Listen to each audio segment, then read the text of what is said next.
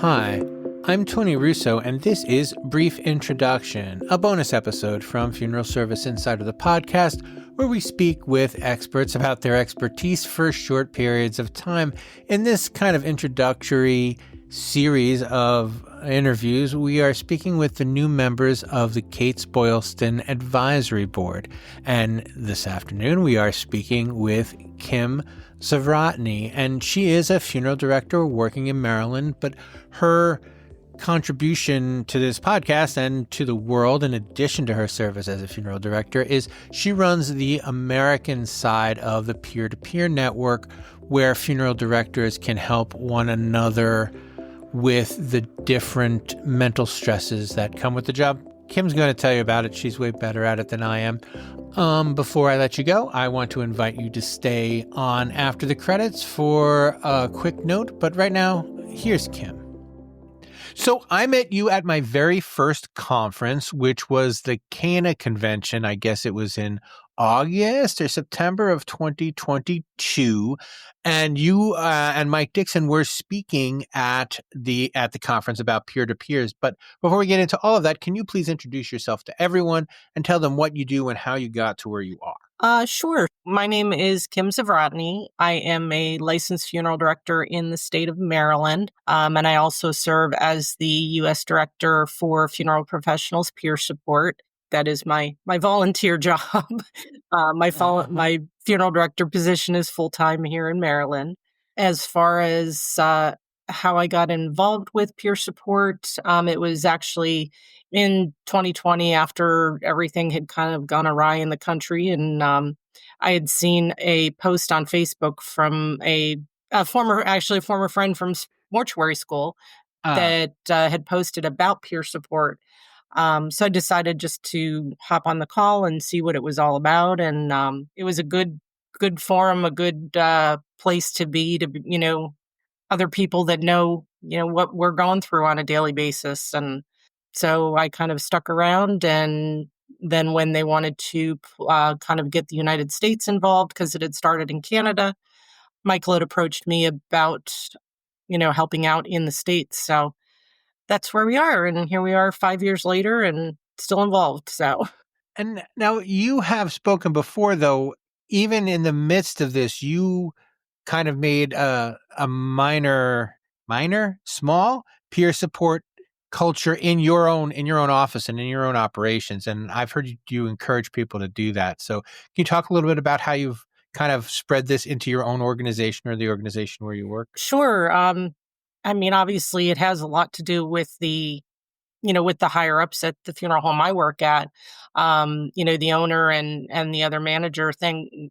It's very important, to have a very open workplace, and they're very much, encouraging as far as all the employees' mental health. And they've brought in, her name's Marguerite Ham, and she's a coach for all of us. She also works with selected independent funeral homes, but it's something that we talk about a lot is the culture within the funeral home and letting people know that their mental health is, at the forefront, because as I say on every peer support meeting, if we don't take care of ourselves, how are we supposed to take care of, the families that walk in our door and need us every day?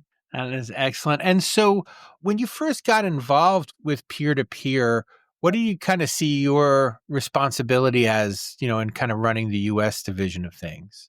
We kind of get things together for the monthly meetings as far as facilitators and, try and figure out what is important to us and, what is kind of at the forefront of our industry at this time. But to be able to address issues that maybe we have had in the past with, with other employers or with other colleagues, because if we've been through it, other people have gone through it as well.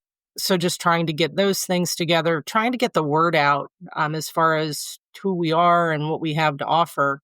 That's obviously a big thing. So kind of like a marketing piece, trying to get the peer support group out there and make people aware of who we are and what we do. And I'm sorry, this is an out of left field question. So if I'm putting you on the spot and you don't want to answer it, it's okay with me. How often do you have to or get to go to conventions? Was that just a one off, or do you guys go with some regularity to conventions where you sit at a table and talk about your stuff? The one that where we met was the first convention we had gone to. Um, Uh huh. then in 23, we did both Cana and the New York State Convention. In this is just in the States because Michael and some of the team up in Canada do some up there, and I'm not all sure what they are involved in up Right. there. Right. Last year, 24, we also did Cana and the New York Convention.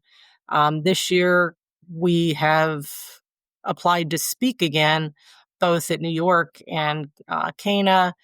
We have submitted to an FDA and to some other state organizations. So we're kind of waiting to hear back from them, Hmm. but it's something that we want to continue to do. And if anybody is interested, just a plug for us. Obviously, we look for sponsorships Yeah. because we are a nonprofit organization, so we exist through donations and sponsorships from anyone, whether it's an organization, individuals, anything like that. That's how we are able to get our information and our word out there is through donations from other people.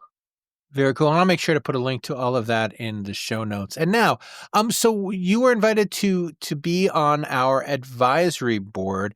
Do you have any expectations? Do you know what they are? Do you have a sense of what you'd like to see? I was very excited and kind of taken aback when I got the invitation.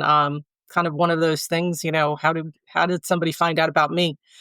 But so I'm just very excited. Obviously, you know, Kates-Boylston is a big name within our industry, and to be able to take part in, possibly, helping or changing or making aware of, different things that may be in the industry, or maybe even changing some of the things that are out there. I'm excited to be a part of that. So we'll see what the future Well, brings.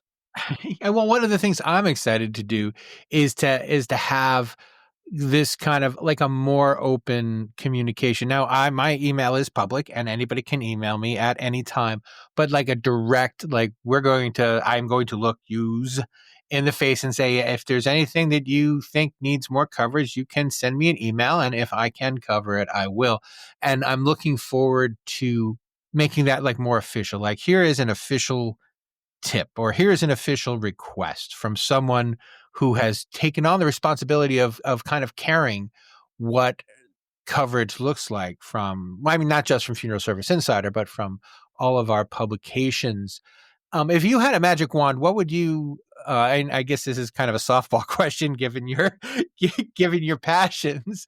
But if you had a magic wand, what would you see more coverage about, or what would we be able to do a better job highlighting? Obviously, mental health in the industry. Within our professionals, we carry a lot on our shoulders, and for us to have a place to be able to let that out or discuss it, and that's obviously on the forefront from our organization, and from me personally, because I know it's so important. So that would be kind of my push, within the advisory board. And do you see any other like kind of secondary issues that you think are important to funeral directors that we should be considering?